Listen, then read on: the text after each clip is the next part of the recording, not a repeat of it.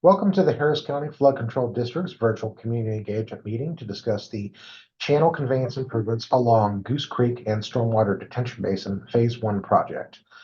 This virtual community meeting is being offered by the Flood Control District to share vital information with the community and to gather your input on flood risk reduction efforts in your area.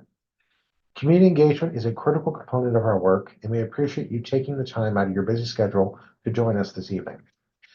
My name is Robert Fricke with the Flood Control District Communications team. I am joined tonight by a team of Flood Control District leadership and subject matter experts to ensure we continue to keep you up to date on important flood mitigation efforts. We are glad to see the community engaged with this project and look forward to gathering your feedback tonight.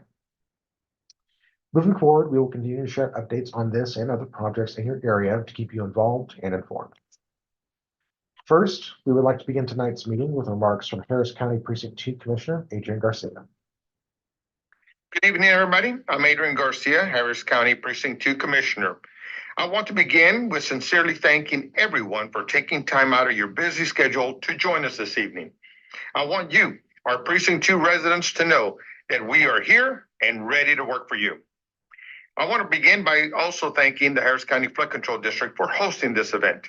Tonight, we're here to learn about a project that reduces flooding in your community. We know this is top of mind for many families who have already been repeatedly impacted by flooding in their neighborhoods. As a part of my Revive to Thrive initiative, this flood prevention effort will help protect your community and make a major step toward ensuring there are fair and equitable opportunities for communities throughout Precinct 2. With Revive to Thrive, my goal is to focus on revitalization rather than allowing gentrification to be the sole contributor to improvements in our communities. By empowering communities and creating opportunities for existing neighborhoods to be more resilient, inclusive, and thriving with the right investments, resources, infrastructure commitment, and community involvement, we can all progress and thrive.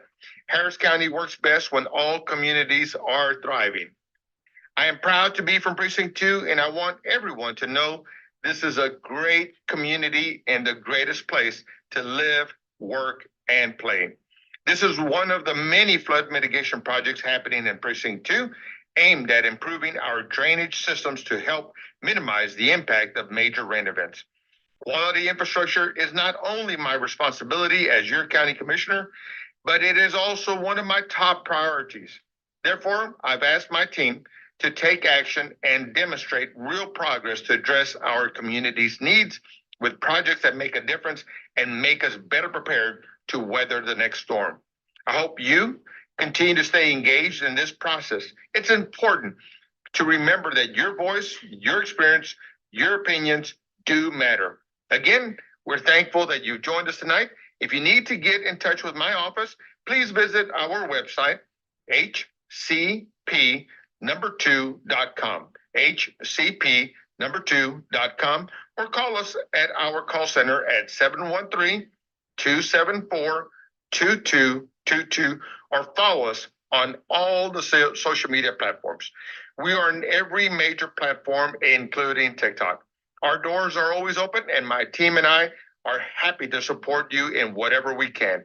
Thank you, and have a good evening, and have a great meeting. Thank you. Thank you, Commissioner Garcia. We appreciate you sharing remarks. This virtual public meeting will begin with a presentation to share project updates, including an overview of the channel conveyance improvements along Goose Creek and Stormwater Detention Basin Phase 1 project, timelines, and next steps. The presentation will be followed by a virtual question and answer session with Flood Control District team members, where we'll respond to your questions and comment on some of the frequently asked questions we receive from the public. Attendees will be able to submit comments and questions through the website or by phone. Any comments not addressed during the Q&A session will receive a response from the Flood Control District after the close of the comment period. Instructions on how to participate in the virtual meeting are included on this slide, on this virtual meeting webpage, and on the Flood Control District's website. I will also share a reminder of these instructions when we reach the Q&A portion of the meeting. Also note that this full presentation is available in Spanish on the publicinput.com meeting page. We will now transition to Melissa Meyer, the Partnerships and Programs Division Director, who will share information about the flood control district and this project. Melissa, over to you. Thanks, Robert, and a special thanks to each of you for joining us tonight. In this presentation, we will give a brief overview of the project, but before we get into the project specifics, I'd like to share a bit of background information about the Flood Control District.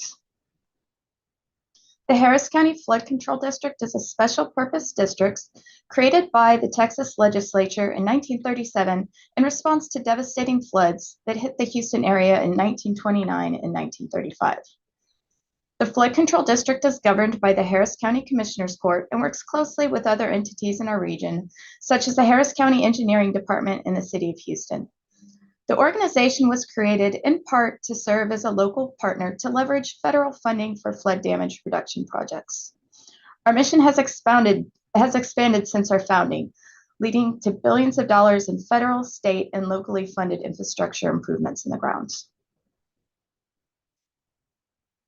The mission of the Harris County Flood Control District is to provide flood damage reduction projects that work with appropriate regard for community and natural values.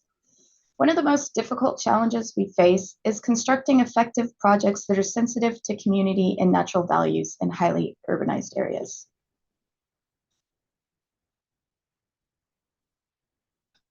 Harris County includes 23 main watersheds, totaling approximately 1,800 square miles and more than 2,500 miles of linear miles of channel.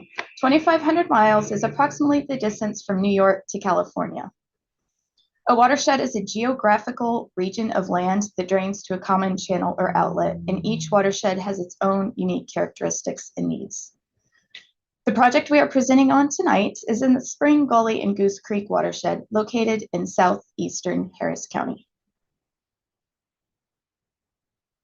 Harris County and our surrounding area is flood prone for a number of reasons. Namely, we experience extreme rainfall events, including tropical storms and hurricanes. Our area is largely made up of flat, slow draining land. And finally, we see large concentrations of clay soils that do not soak up excess rainfall quickly.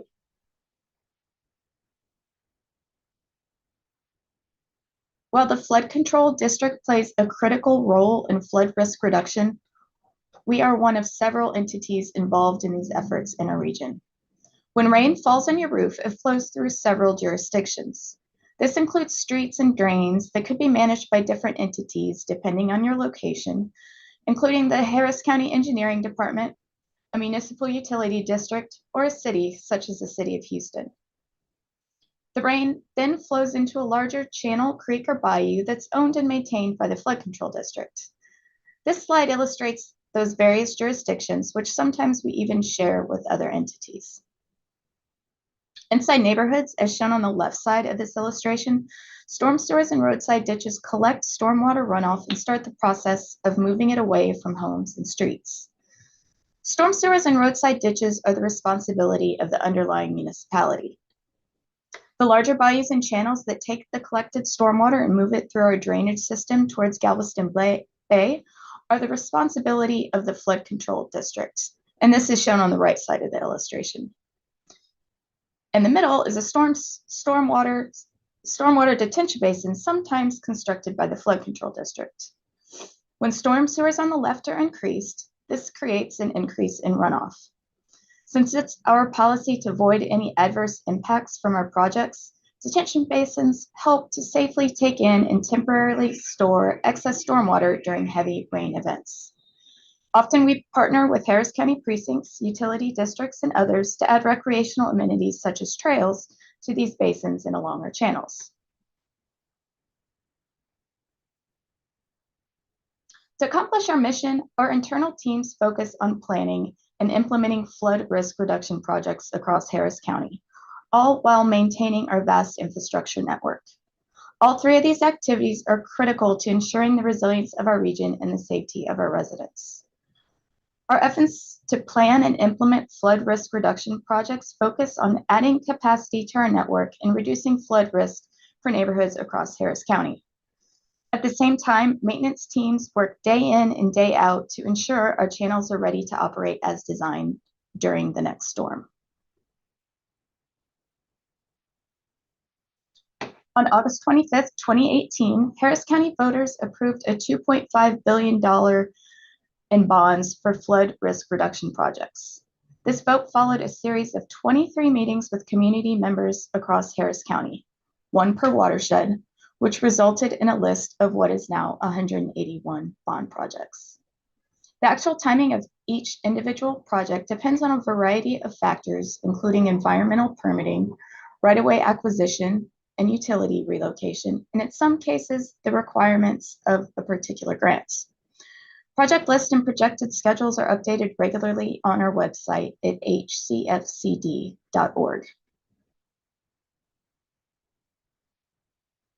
As we move forward, we're making significant progress towards resilience in Harris County. We recently shared an update with Harris County Commissioners Court and highlighted a few notable stats. We have closed 42 bond IDs. We have secured $2.7 billion in partnership funding to progress the bond program even further for our community. And we've hosted 200 community engagement meetings. Your input is critical to our efforts, and we want to ensure that our conversations continue.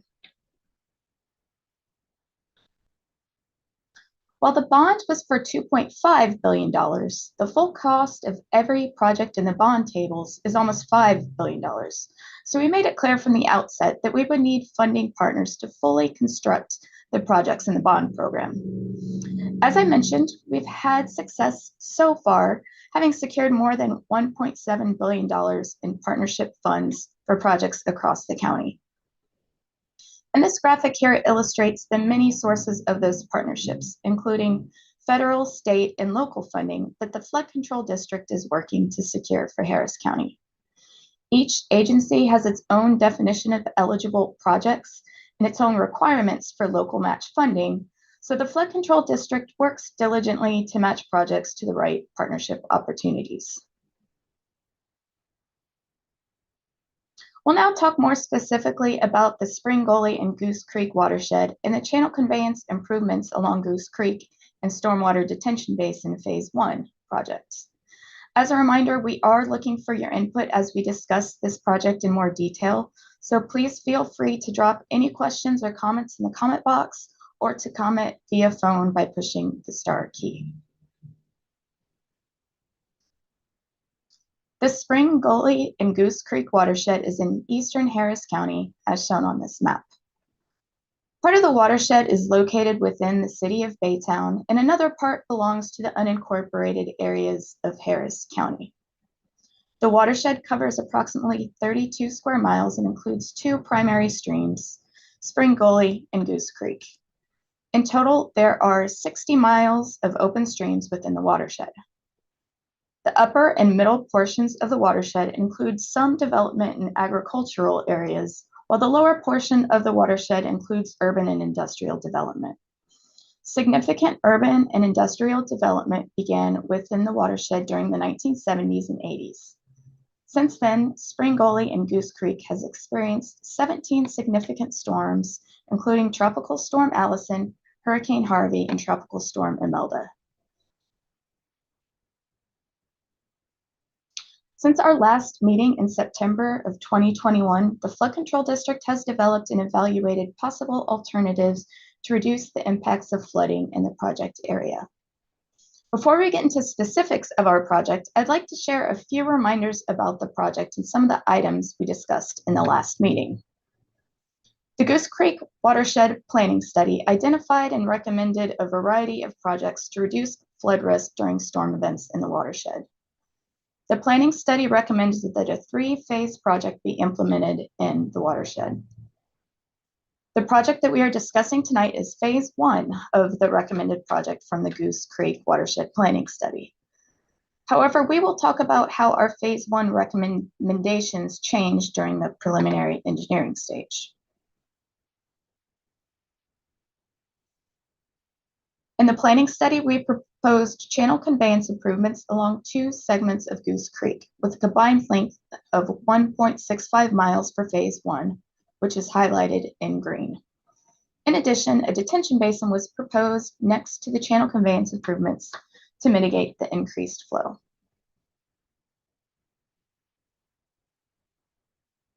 For phase 2 of the project, the planning study proposed channel conveyance improvements highlighted in green along a 1-mile segment of Goose Creek north of I-10. This phase would also include bridge crossing improvements along I-10 and the construction of another detention basin just south and west of the northern channel segment in phase 1. Finally, phase 3 would implement local channel and crossing improvements along the tributaries of Goose Creek. Throughout the presentation, we will be using terms like the 100-year storm event, so let's go ahead and discuss what that means. Let's use the 100-year storm event as an example. A 100-year storm event is a rainfall event with a 1% chance of occurring in any given year.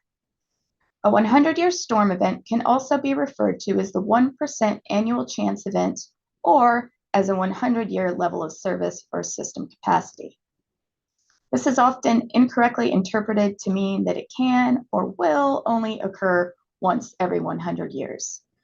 When in actuality, a 100-year storm event has a 1% chance of occurring in any given year and a 26% chance of occurring during a 30-year period of time.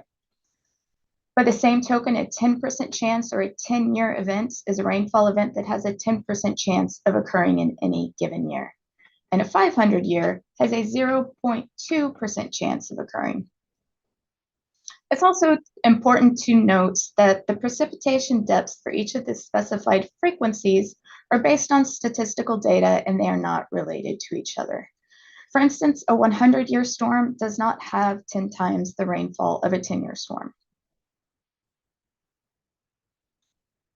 So with those storm terms fresh in your mind, let's discuss the existing conditions in the watershed.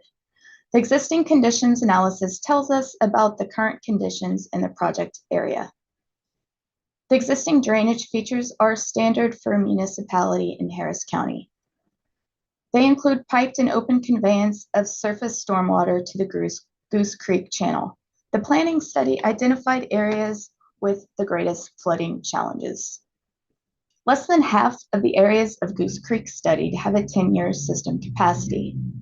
That means that these areas are not projected to flood during the 10-year storm events. Less than 10% of the cross sections analyzed along Goose Creek provided a 100-year system capacity or greater. This means that these cross sections are not projected to flood during a 100-year storm event. Let's talk a little more about today's project, phase 1 of the Goose Creek planning study. The goals of this project are to reduce riverine flood risk and to mitigate existing flood problems in the watershed. In total, this project involves 1.65 miles of Goose Creek. This project is located within the city of Baytown, which is coordinating closely with the Flood Control District on this project. I mentioned earlier that the preliminary engineering, or PER, stage of the project improved our understanding of stormwater detention from the watershed planning study. As a result, we had to make necessary changes to the planning study recommendations. Specifically, we further analyzed 2 segments of Goose Creek where the planning study had proposed channel conveyance improvements in detention basins. You will see these 2 segments, the north segment and the south segment, on the map. The estimated budget for the entirety of phase 1 is $27.3 million. However, due to funding constraints, we are focusing on the southern segment until more funding becomes available. I will talk more about these 2 segments when we discuss our recommended alternative projects later in the presentation. And these changes are normal. We often clarify the details of our project during our PER stage, which enhances our understanding from the feasibility study stage. So this brings us to where we are today. The visual on this slide shows the typical project life cycle of a flood risk reduction project. While every flood risk reduction project is unique, they all have a common life cycle. Each project begins and ends with predictable milestones along the way. In the case of this project, the Goose Creek Watershed Planning Study served as the feasibility stage for phase 1 of the channel conveyance improvements along Goose Creek and Stormwater Detention Basin project. If you would like to review the Watershed Planning Study, you can visit the Goose Creek section of our website at hcfcd.org/goose-creek WFS. As indicated by the arrow on the screen, this project is currently nearing the end of the preliminary engineering stage of its project lifecycle.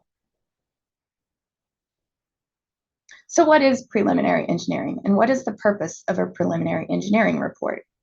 Preliminary engineering is an important stage of the development of a project in which we conduct a detailed evaluation of the site. This evaluation will result in examining at least 3 different alternatives for optimizing the site as a stormwater detention basin. And this is where the Flood Control District balances the 2 parts of its mission: to provide flood damage reduction projects that work with appropriate regard for community and natural values. Ultimately, one alternative will be recommended at the conclusion of this project stage in a document called the Preliminary Engineering Report, or PER. Performance metrics will be used to determine the recommended alternative along with community input. We will look for the alternative that's the most feasible and cost-effective to construct while minimizing environmental impacts and, last but not least, maximizing flood mitigation benefits. In the beginning of the PER stage, the planning study looked at the impact of channel conveyance improvements in a stormwater detention basin in the North Channel segment. As you can see on the map, the north segment, shown in red, extends about 1 mile along this part of the channel. It's bound to the north by the eastbound frontage road of I-10 and to the south by the concrete channel lining just north of West Cedar Bayou Lynchburg Road. The PER initially analyzed channel conveyance improvements in a stormwater detention basin on both the north and south segments, and that analysis showed that additional detention is required for the northern segment. As a result, the scope has been reduced to focus on improving channel conveyance in the proposed southern segment shown in green. A more detailed analysis of the northern segment will be required once additional funding is identified. The south segment is approximately half a mile of channel and is bound to the south by Rolling Brook Dive on the north and to the north by Canadian Goose Lane. Let's take a moment to further explain how stormwater detention basins work in flood mitigation. Stormwater detention basins provide storage for runoff of floodwaters. This storage is temporary and prevents water from overwhelming the channels. When channel stormwater levels drop back down, the stored stormwater drains back into the channel by gravity via outfall pipes appropriately sized to drain the basin. While all stormwater detention basins essentially function the same way, they can be designed in many different configurations. Stormwater detention basins can be designed as either wet bottom or dry bottom. Wet bottom basins feature a permanent pool of water at the bottom of the basin. The area from the top of the water to the top of the basin's bank is available for additional stormwater storage. Dry bottom basins are grass-lined and are designed to drain dry between rain events. For this project, the preliminary engineering report recommended a dry bottom basin on lands that the Flood Control District already owns. However, unlike a traditional dry bottom basin, the basin in this project will recreate the existing ephemeral streams. For those who aren't familiar with an ephemeral stream, they have flowing water only during and for a short term after rain events in a typical year. Ephemeral streams are usually protected by the U.S. Environmental Protection Agency or other governmental agencies. Due to those agencies' environmental regulations, any existing ephemeral streams must remain with the dry bottom stormwater detention basin. This stormwater detention basin will be located on an approximately 39-acre tract of land next to the channel conveyance improvements on the southern channel segment. We will discuss those improvements momentarily. Another important element of this project we will discuss is the channel conveyance improvement design. Due to environmental mitigation requirements from the United States Army Corps of Engineers, the PER recommended using natural stable channel design features as the best way to approach the channel conveyance improvements. For those unfamiliar with this term, natural stable channel design is a technique and method for restoring a stream to mimic natural conditions. This might include reestablishing meanders, replacing woody debris in the stream for habitat, or planting trees in the riparian corridor. For those of you who may be unfamiliar with this term, a riparian corridor is the zone between the water's edge and the land where vegetation grows. Riparian corridors are important for the environment and people because they protect wildlife and aquatic habitats, filter runoff, and more. In general, natural stable channel design requires greater right-of-way property acquisition, and this design creates channels that are stable over time and works in harmony with the surrounding landscape. With all of this information in mind, let's dig deeper into the alternatives that were studied. The team identified 4 feasible alternatives in the south segment, alternatives 1S, 2S, 3S, and 4S. But moving forward, we will refer to each option simply as alternative 1, 2, 3, and 4. This slide and the next describe each of the alternatives' benefits with regard to the removal of the floodplain, which will be referred to as the area of inundation. Alternative 1 uses natural stable channel design features and a combination of a dry and wet bottom stormwater detention basin. For the 100-year storm event, Alternative 1 will remove the area of inundation for approximately 120 structures and has an estimated cost of about $15 million. Alternative 2 uses a design combination of a dry and wet bottom stormwater detention basin. This alternative will remove the area of inundation during a 100-year storm event for approximately 50 structures and has an estimated cost of about $12 million. Let's go on to alternatives 3 and 4. Alternative 3 uses natural stable channel design features and a dry bottom stormwater detention basin. This alternative will remove the area of inundation during a 100-year storm event for approximately 110 structures and has an estimated cost of $14 million. And finally, Alternative 4 uses a dry bottom stormwater detention basin design. This alternative removes the area of inundation during a 100-year storm event for approximately 40 structures and has an estimated cost of $11 million. As we conclude our analysis, Alternative 3 is our recommendation for Phase 1 of the channel conveyance improvements along Goose Creek and stormwater detention basin projects. This recommended project was based on structures benefited, the water surface reduction amount, and the cost. Lastly, here's a look at Alternative 3, which includes the benefits for the southern segment of Phase 1. This alternative includes 1 detention basin and channel conveyance improvements that will be located in the southern segment, shown in green on the map. It removes the 100-year area of inundation from a total of 110 structures, which includes 30 flooded structures from the FEMA mapped floodplain and 80 additional structures by lowering the water surface elevation. Alternative 3 also removes the area of inundation for approximately 30 acres of land and 1.4 miles of roadway from the risk of flooding. No right-of-way acquisition will be required. The estimated total cost for this option is approximately $14 million. It is important to note this project is an integral part of a broader vision for cumulative flood risk reductions in the area. The stormwater detention basin will enable future channel conveyance improvements that will further reduce flood risk.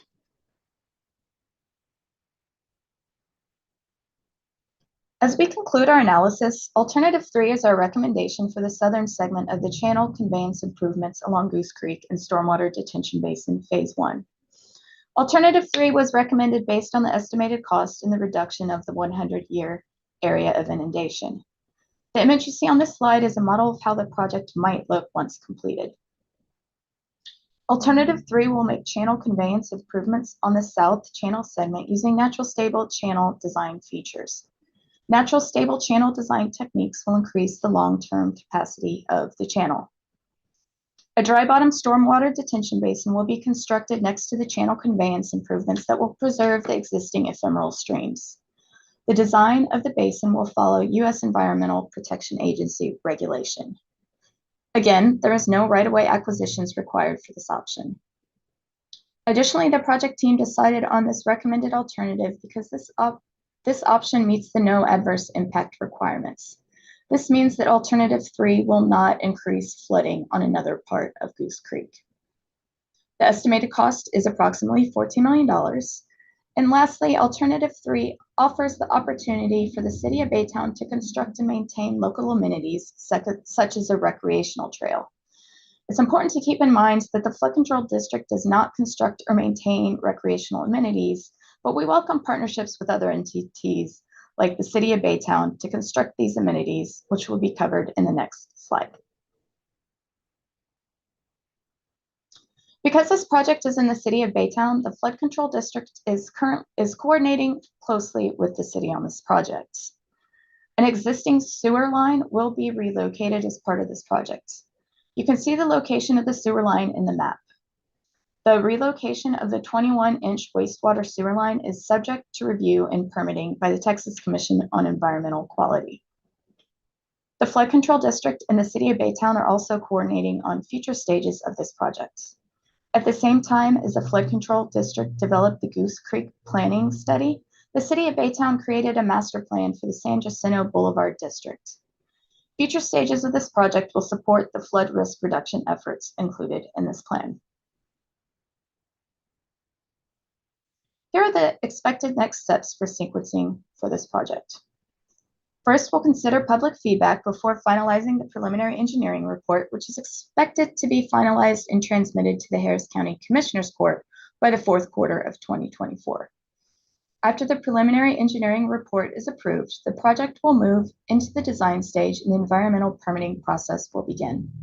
The design stage is estimated to take approximately 9 to 12 months. The flood control district will keep the community updated as we approach the end of the design stage to provide an update on the project. Construction of phase 1 will begin after design and environmental permitting have been completed. I'll now turn the program back over to Robert to kick off the Q&A. Thanks, Melissa. Before we move into the Q&A, I want to share a quick reminder that we're looking for your input. We'd love to hear from you on this and other projects moving forward across Harris County. Your input is critical as we continue to develop project plans for this and other flood risk reduction efforts. All comments and questions received this evening will be considered as we develop plans for this effort, but the conversation doesn't end here. To learn more about this project, ask questions, and sign up for our mailing list, please visit hcfcd.org/F120. As a reminder, there are 3 ways to submit a comment about this project during tonight's session. Submit a comment on this site in the box near the presentation live stream. Submit a comment on the Flood Control District's website at hcfcd.org/F120. Or submit a comment via phone at 855-925-2801, utilizing meeting code 10707. If you are joining us via phone tonight, please press star to leave a message. Additionally, I want to reiterate that any questions not addressed during tonight's Q&A will receive a response from the Flood Control District following the close of the comment period. Information from this meeting and a recording of the live stream will be available on the Flood Control District's website and YouTube channel. Joining Melissa for our Q&A session tonight is Yuki Daniels, Project Manager, and Brandy Zeman, who is the Manager for the Capital Project North Department. Now it's time to take some of your questions. All right, our first question is for Melissa. Melissa, what is the current funding status for this project? Sure. This project is currently allocated to receive $25 million in 2018 bond funds under project ID F-120. However, whether a project moves forward from one stage to the next and how quickly depends on several factors, including the availability of funding, shifting community priorities, and other changing circumstances that may arise from year to year. All right. Thanks, Melissa. Our next question is for Yuki. Yuki, what is the goal of the Phase 1 project? The goal of the Phase 1 is to reduce riverine flood risk, which is the likelihood that a community will experience flooding from rivers and stream overflowing their banks and mitigate from the existing flood issues in the project area. Thank you, Yuki. Our next question is for Brandy. Brandy, why did the Goose Creek Planning Study recommend a phased approach?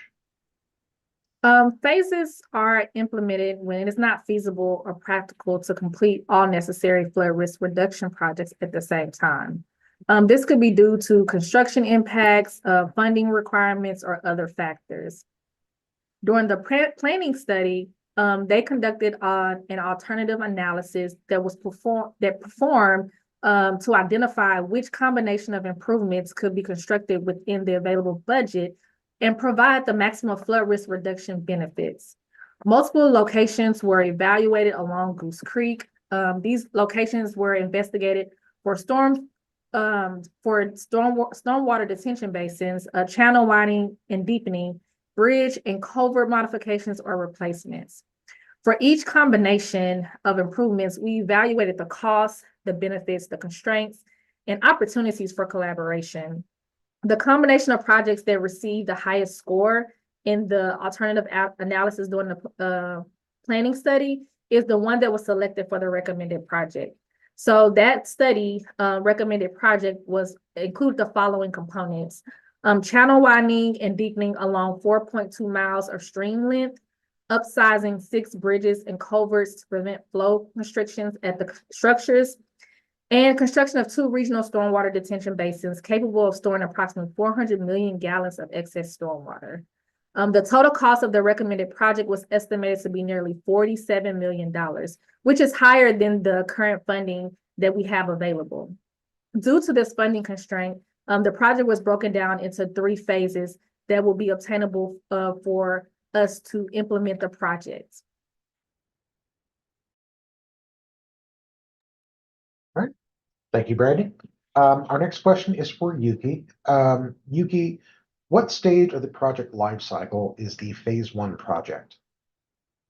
We are currently finalizing the preliminary engineering report stage. Once this preliminary engineering report is approved by Harris County Commissioner Court, we will move forward with the design stage. As previously discussed, no right-of-way acquisition is required for the southern segment of phase 1. Thank you, Yuki. Our next question is for Brandy. Brandy, this question comes from Shannon, and Shannon asks, what does natural stable channel design mean? Natural stable design channel means when there's sometimes due to environmental mitigation requirements from the U.S. Army Corps of Engineers, we present or recommend using a natural stable channel design features as the best approach for those channel conveyance improvements. So the natural stable channel design is a technique and method of stream restoration that mimics natural conditions. For example, this approach could include reestablishing meanders, planting trees in the riparian corridor, or placing woody debris in the stream to enhance the habitat. Overall, the design techniques create channels that are stable over time and works in harmony with the surrounding landscape. All right. Thank you, Brandy. Our next question is for Melissa. Melissa, will this project construct hiking or biking trails? So this project offers the opportunity for the construction of local amenities such as hiking or biking trails. However, the flood control district does not construct recreational amenities. Instead, we welcome partnerships with other entities to construct these amenities. We do support the multi-use of our facilities for recreational and open space, just as long as there's a financial partner to build and maintain the amenities, and as long as these activities do not interfere with the property's primary flood risk reduction purposes. All right. Thanks, Melissa. Our next question is for Brandy. Brandy, what is a stormwater detention basin? A stormwater detention basin is a large excavated area engineered to take in and temporarily hold excess stormwater during heavy rain events. They can prevent or reduce the amount of stormwater that overflows the bayous or creek banks.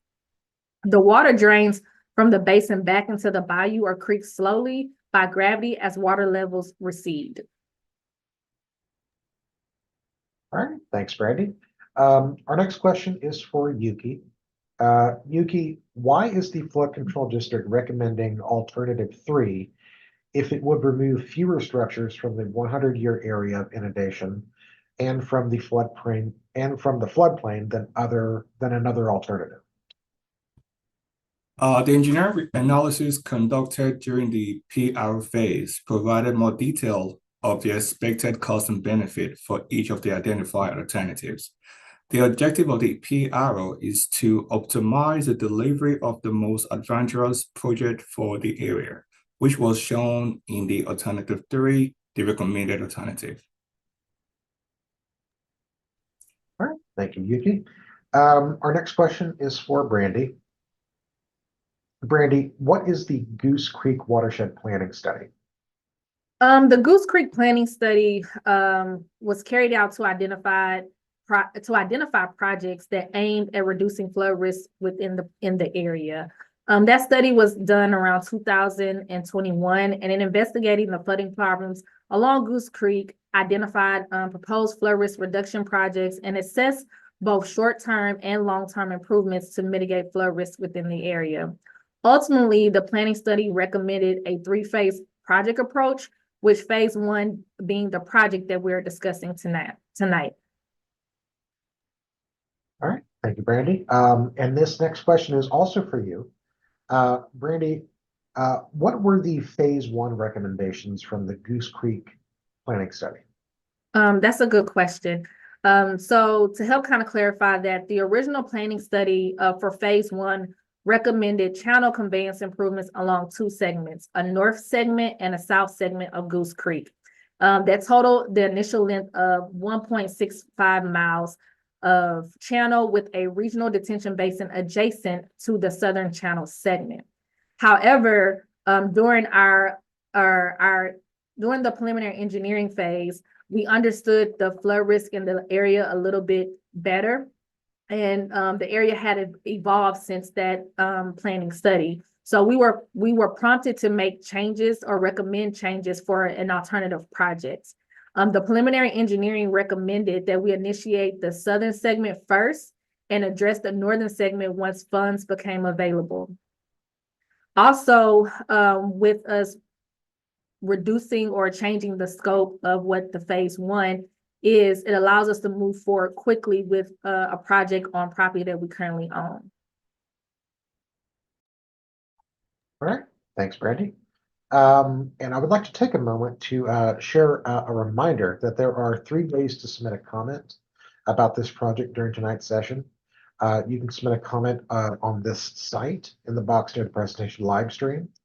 You can submit a comment on the Flood Control District's website at hcfcd.org/F120, or you can submit a comment via phone at 855-925-2801 and using meeting code 10707. And also, if you're joining us via phone tonight, please press star to leave a message. All right, and moving on. And our next question is for Yuki.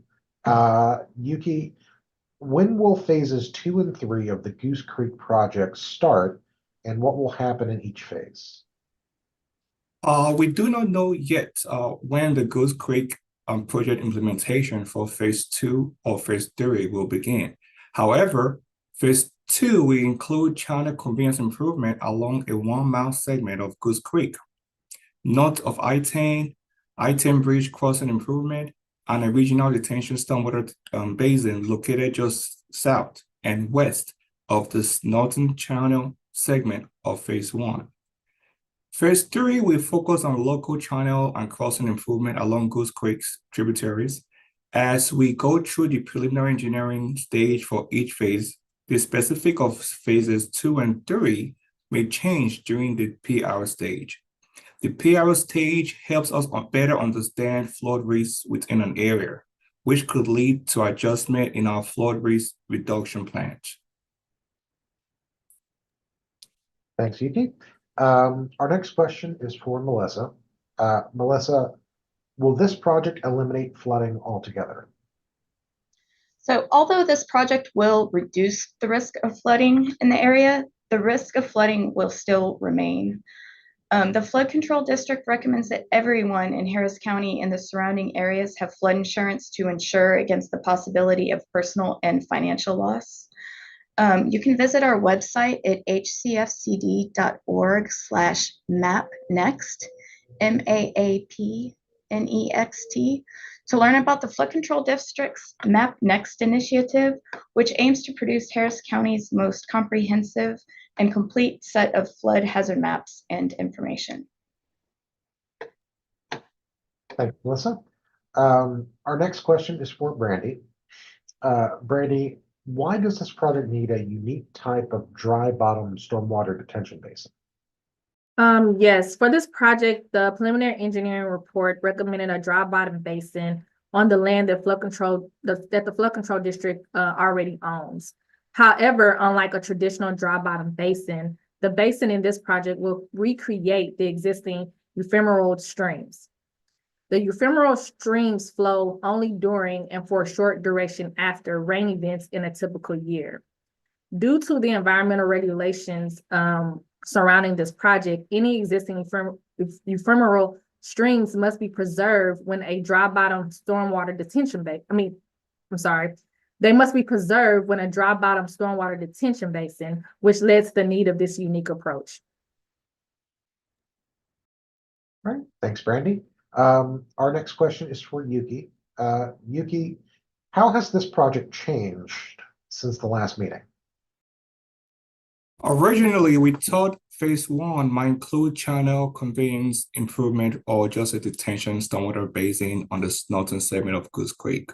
However, after further study, it became clear that the southern segment was a much better option to begin construction.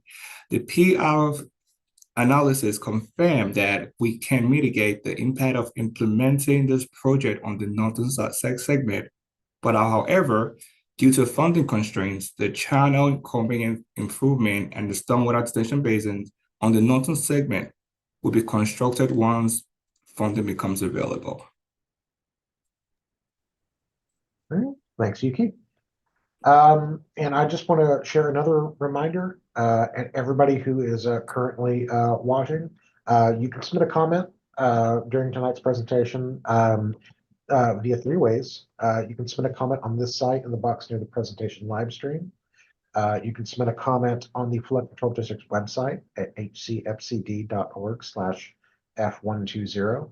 And of course, you can submit one via phone at 855-925-2801 using meeting code 10707.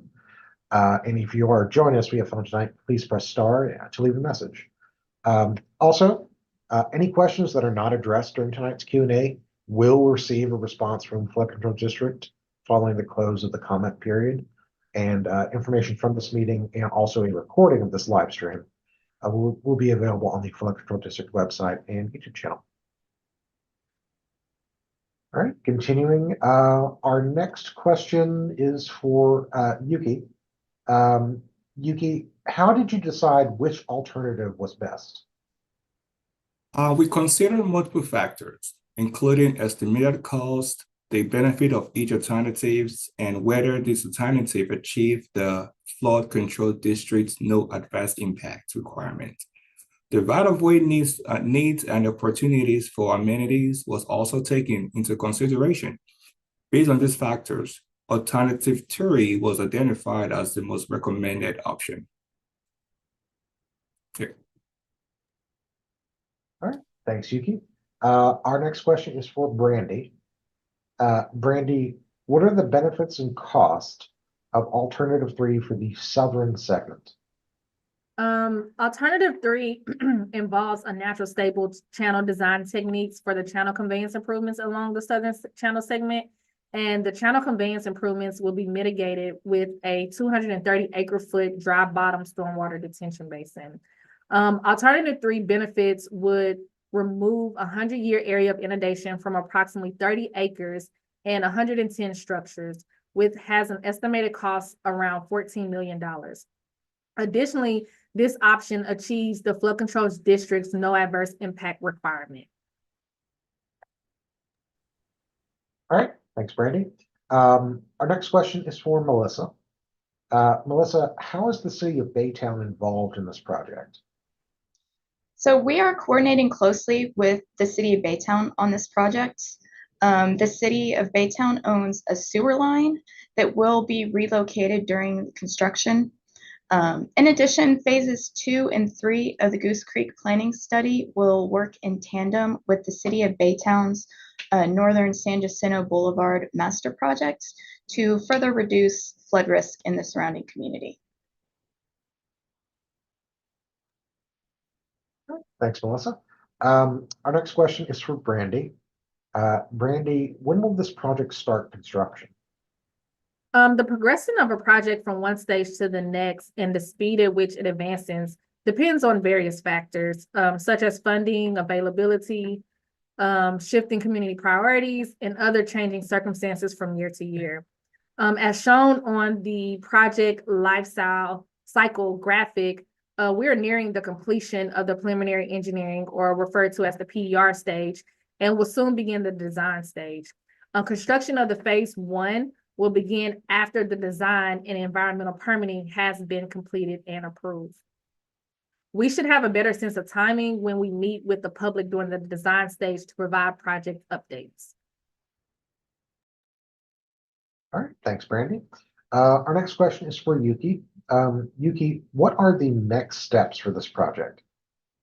The next steps for this project involves consideration of public feedback before finalizing the preliminary engineering report, which is expected to be finalized and transmitted to Harris County Commissioner Court for approval by the end of 2024. After this preliminary engineering report is approved, the project will move into the design stage and the environmental permitting process will begin. This stage takes approximately about 9 to 12 months, and the flood control district will keep the community updated during this design stage in advance of going into construction. All right, thanks, Yuki. Our next question is for Brandy. Brandy, when will we have information on the project's construction impacts to the area? We will be hosting another public meeting in the future to present the final design of phase 1 project during the design stage. By that time, the flood control district will have a better understanding of the final design, estimated construction start time and duration, and this will also include information about potential construction impacts. All right, thanks, Brandy. Our next question is for Melissa. Melissa, how can homeowners find out if their home or street will benefit from the improvements? Though we can't show precisely which properties will benefit from each project, the completion of this project will have a significant positive impact on many homes in the project area. And the full benefits will be realized once the entirety of the project and coordination has been completed. More details will be shared as they become available in the future stages of this project's development.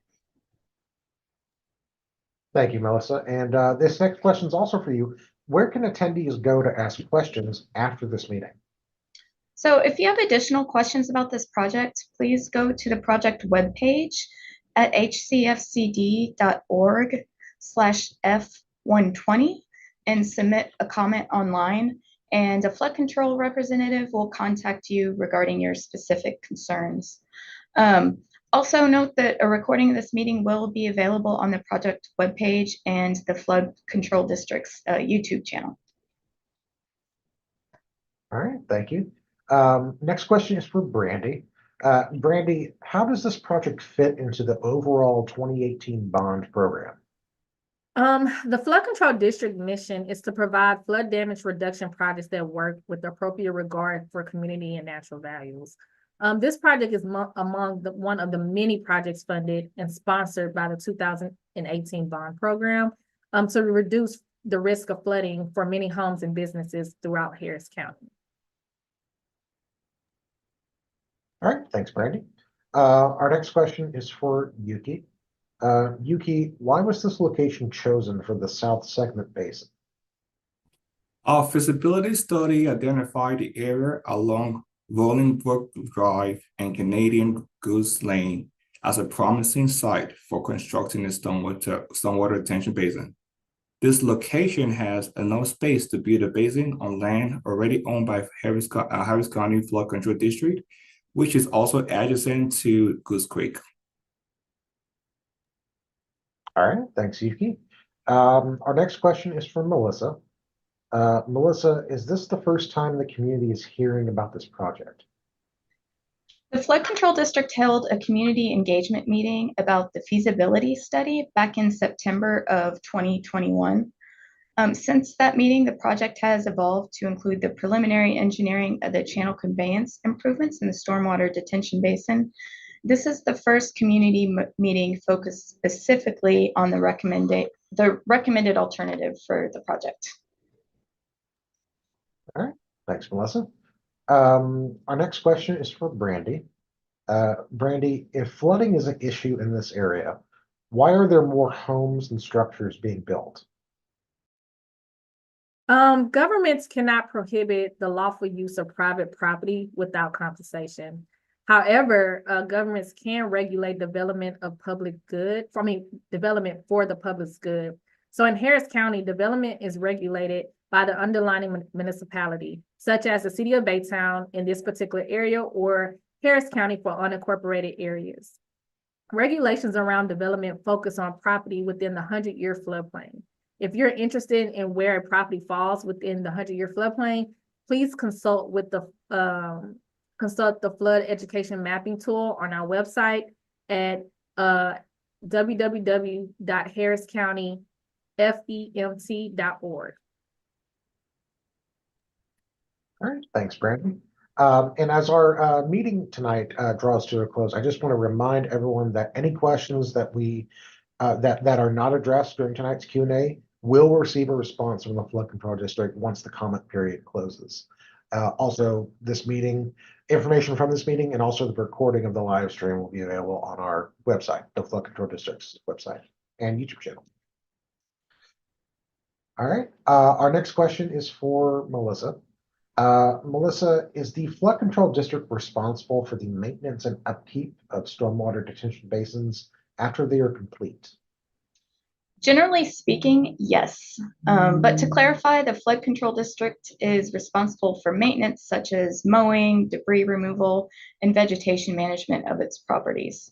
We mow the majority of our channels and basins 3 times a year. However, there are instances where local entities, such as a mud district or an HOA, chooses to enter into an agreement with us where the Flood Control District pays them for the 3 mowings, and the entity then takes on the cost for additional mowings at their discretion. If and when a sponsor chooses to build and maintain a recreational amenity on Flood Control District property, mowing is often a part of that conversation, and similar agreements as noted above can be utilized. You can learn more about these processes on our website at hcfcd.org/interactive mapping tools/mowing schedule explained. All right, thanks, Melissa.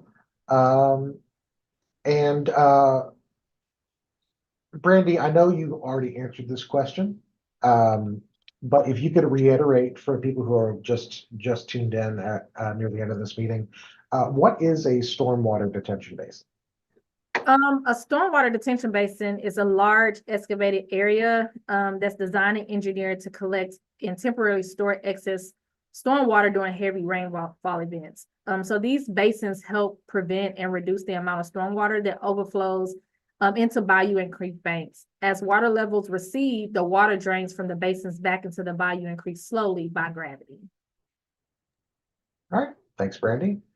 And with that, I would like to share one final reminder that the comment period associated with this meeting runs through November 5th, but we are always looking for your input and engagement.